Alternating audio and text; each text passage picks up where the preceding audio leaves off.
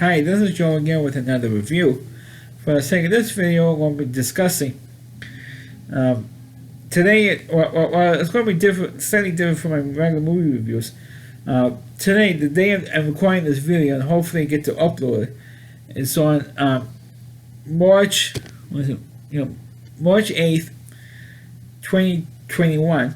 As I'm recording this video, which is on the exact 50th anniversary of what many people consider the fight of the century or the greatest fight of all time, which also happened on Monday, March 8th, back in 1971. So it's exactly 50 years ago today, exactly, with the very first Muhammad Ali George Frazier fight.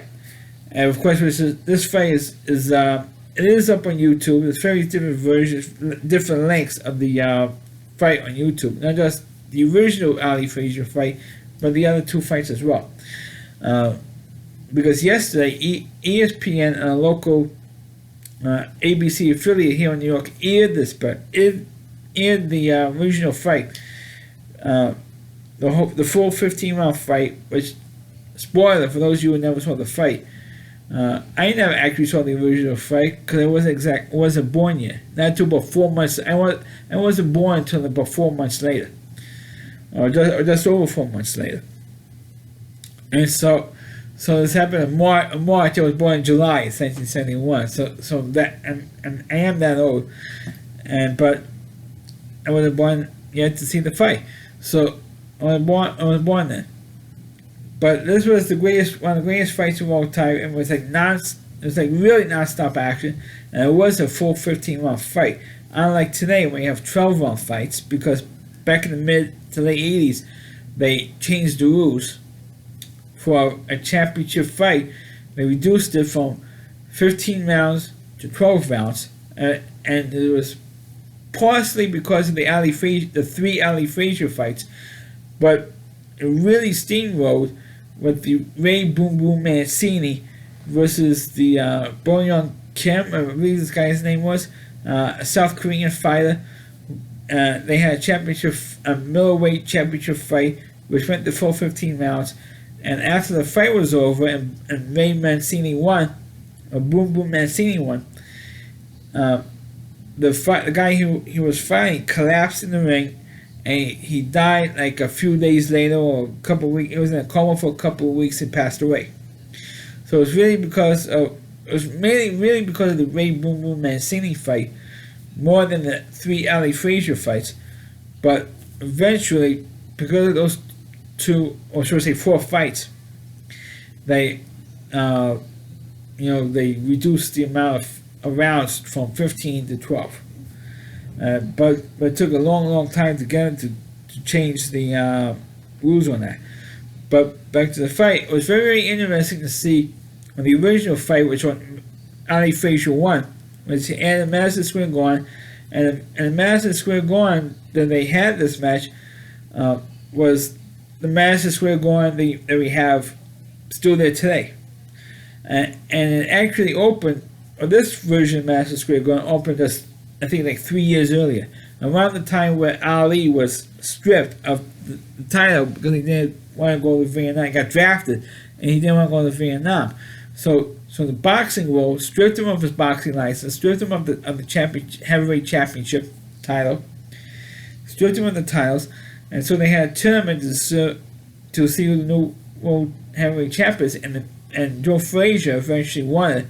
And many people said, "Oh, he didn't really win it because many people consider Joe Frazier to be a white, for the white guys, and a lot of racism, or reverse racism towards Joe Frazier, because many people consider him the fighter for Archie Bunker." And they brought this up in the ESPN broadcast when they're talking about between rounds. They were talking about the people comparing Joe. Joe Frazier was the fighter for Archie Bunker and Richard Nixon, because he was for the war, and Joe Frazier was for the war, and Ali wasn't. And same thing with Archie Bunker, all that type of crap.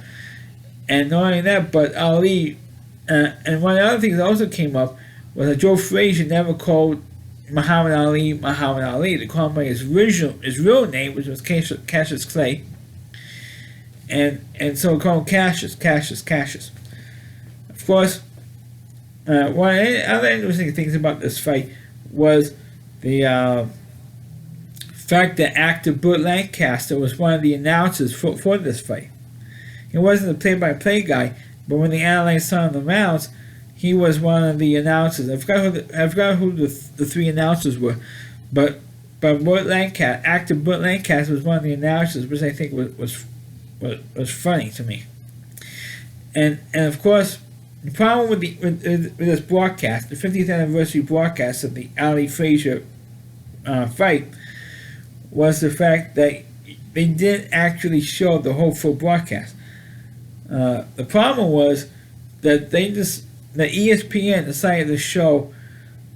They showed the whole broadcast, straight, of the fight.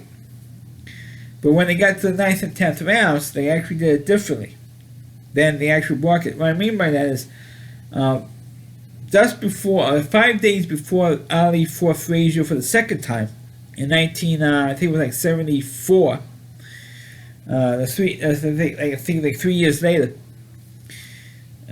Ali and Frazier sat down with Howard Cosell, and they watched the whole original Ali-Frazier fight. Ali-Frazier won, and when they were showing like the 9th and 10th rounds, and that's what they showed on this broadcast. The 9th and 10th rounds with Ali-Frazier and Howard Cosell watching the 9th and 10th rounds. So you didn't actually watch it.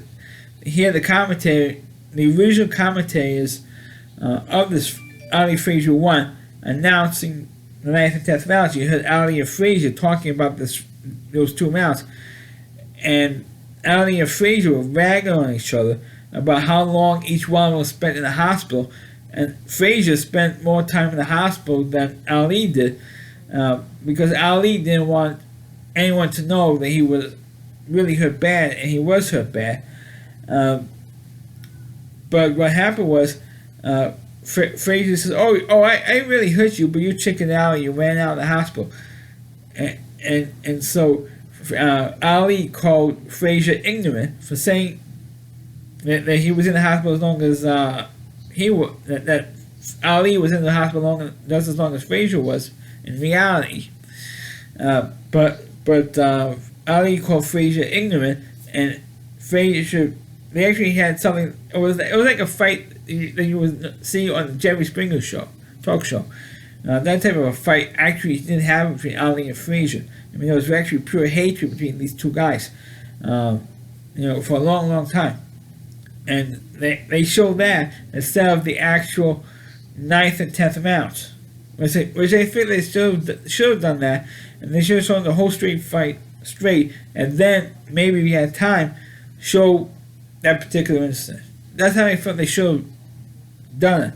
Play the whole fight straight, talk about the fight, and then show what happened before they had the second fight. That's what I felt they should have done it that way, instead of just doing it the way they did, because I think it was half-assed. You see, either you show the whole fight straight, or you don't do it at all. I don't know why they showed the Howard Cosell thing. It was stupid. It was not necessary. They should have done it like afterwards. That's my whole main complaint over that broadcast. I like watching the first Ali-Frazier fight. I like watching all the 3 fights actually, because I did see the other 2 fights. The ESPN did broadcast the other 2 fights a year ago. We didn't have any real sports during the whole lockdown. So, but they should have just played this thing straight, and maybe after the whole fight showed that, because the Ali-Frazier thing with Howard Cosell happened just before they had the second Ali-Frazier fight. So that's when I felt they should have showed the whole clip with Ali and Frazier fighting in the studio of White Wall Sports with Howard Cosell. That's when I felt they should have done it. Wait till when they showed the whole fight, then show that clip, instead of doing it the way they did, because I thought it was just stupid. And I'm not saying don't ever show that clip. I'm saying don't show the whole. If you're hyping, show the whole fight. Then show the whole fight, and then show that clip afterwards. I mean that's the way they should have done. But this fight is a classic fight, and it's one of the greatest fights of all time. If none of you ever seen this fight, either during this broadcast that happened yesterday, on the eve of the 50th anniversary, then today you should see it on YouTube. So that's my review of the Ali-Frazier 50th anniversary special that was on ESPN. Please click on the video, please rate it. Please subscribe to my channel up here, and please follow link this video on your Facebook pages. You can check out all my reviews on my YouTube channel at rallyc.com. That's all WDY. And that's c.com. That's the homepage of Rally Reviewer. Chris Lee Moore, and please check out all of his videos on his website. Thanks for watching, and catch you next time.